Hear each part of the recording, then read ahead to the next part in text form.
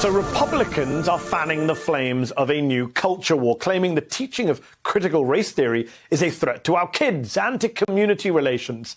But this isn't just some abstract argument. They're actually pushing through legislation in state after state as we speak, legislation aimed at making sure it can't be talked about in schools, which isn't just dumb because critical race theory isn't taught in schools to begin with. It's taught to law students in university. But it's also a complete violation of the First Amendment from a party that claims to be all about free speech. Joining me now is Kimberlé Crenshaw, Executive Director with the African American Policy Forum. She's also a law professor at Columbia and UCLA, host of the podcast Intersectionality Matters. And she's the one who coined the phrase intersectionality and also co-founded critical race theory. Kimberlé, it's a pleasure to have you on the show. Your African American Policy Forum is campaigning against these Republican censorship campaigns. So I want to start by asking you to please explain what critical race theory actually is, because Tucker Carlson and Marjorie Taylor Greene clearly don't have a clue. You do. You helped found it. Define it for our viewers, please, in the simplest of terms. Well, the simplest of terms, and thanks for the opportunity. Critical race theory is the study of law and how it has been part of the infrastructure from slavery to emancipation to segregation to today, upon which racial inequalities have been based.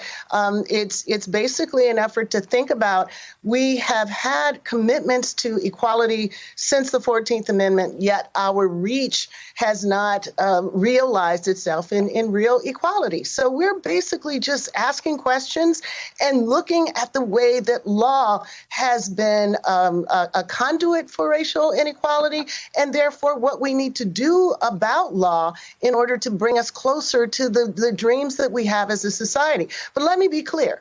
This is not about critical race theory. Ted Cruz knows what critical race theory is and isn't. The people who are trying to create this hysteria around critical race theory know what critical race theory is or isn't. What this is backlash politics, coming precisely at a moment where finally racial justice has become a majoritarian interest on the part of Americans from all races and all classes. So this is a way of pushing back against that without saying that we're for racism. Yes. They can say we're against critical race theory. Yes, well said. And you mentioned Ted Cruz, like you, an alumnus of Harvard Law School. He compared critical race theory to the KKK. What is your response to that, to Senator Cruz on that specific comparison? Well, you know, it would be laughable if it weren't so dangerous and if it weren't so familiar. Yes. This is a mob mentality trying to Willie Hortonize racial justice. And we've seen it before. We saw it right after the end of the Civil War, when the idea that racial equality was anti-white racism was articulated by the President of the United States, President Johnson, who vetoed civil rights, saying that it was reverse discrimination. It took away from white people and gave to black people. But that wasn't the last time we saw it. We saw it during the civil rights movement, when many white people said, equality, being forced to serve you, violates my civil rights. So the idea that anti-racism is anti-white is a tried and true playbook move. It used to be part of the neo-nationalist right. It's now moved to the center of the Republican Party on the heels of this so-called hysteria around critical race theory. And hysteria, indeed, it is. You've written nearly a dozen books on race issues, including one literally called Critical Race Theory. I want to put it in the mail to Ted Cruz's office. There's new polling out this week from The Economist, which found only 26% of Americans say they've heard a lot about critical race theory, with an additional 38% saying they've heard a little. Of those a little, over half say they have a good idea of what critical race theory is, or they think they do, and the majority view it unfavorably. If you take a look at the number of mentions the term critical race theory is getting over on Fox News, it's gone through the roof in recent months. How much does that worry you? How much does that tell you that this country is not in a good place, especially on the right? Yeah. You know, I used to wonder a lot about how during the end of Reconstruction, people of color and people of goodwill understood what was happening. Did they know that African Americans were going to be completely disenfranchised and not be able to vote for 7 decades? Were they aware that violence was going to take hold in capitals throughout the South, that there were going to be coups? Did the media participate in it? Were they believing some of the lies or failing to ask the questions, failing to consider the source?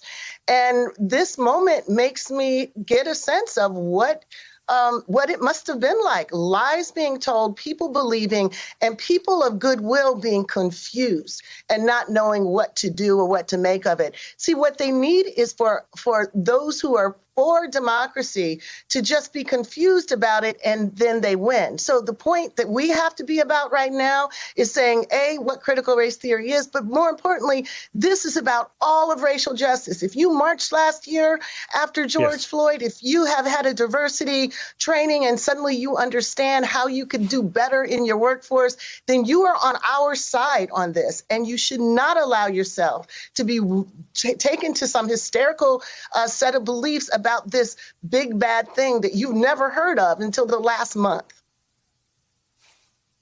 Indeed. And when I look at this current frenzy, Kimberlé, on the right over critical race theory in our schools, it's coming for us. It reminds me as a Muslim of the frenzy over Sharia law, creeping Sharia back after 9/11, when you had states like Oklahoma amending their constitution to ban Sharia, even though there are hardly any Muslims in Oklahoma. They may say it's not racist to be opposed to Sharia law or to be opposed to critical race theory, but then the same people end up behaving in a pretty obviously racist way, banning things that don't actually need banning, and that's the dog whistle. Well, it's not a dog whistle anymore. It's a bullhorn. They have shaken the facade of a dog whistle, but let's understand why it works. It works because scapegoating has always worked to help people cover up their misdeeds and their crimes. Let's not forget, this is the party that has put democracy on life support. And now, while they have a pillow over its head, they're saying, look, critical race theory over there. This has been a tactic. It was used by Charles Stewart in Boston, who killed his own family and pointed to a black man, Susan Smith, who pointed to a black man who killed her own daughter. These are people who are killing democracy, and they know that they can distract people from that fact by pointing at black people, pointing at racial justice, pointing at ideas that they're uncomfortable with. We need to learn a lesson from that past and not let them get away with it again. It's up to us. We determine whether this is going to be effective or not. We do indeed. Kimberlé Crenshaw, an absolute pleasure speaking with you. Thank you so much for your insights and your analysis. I hope more people will listen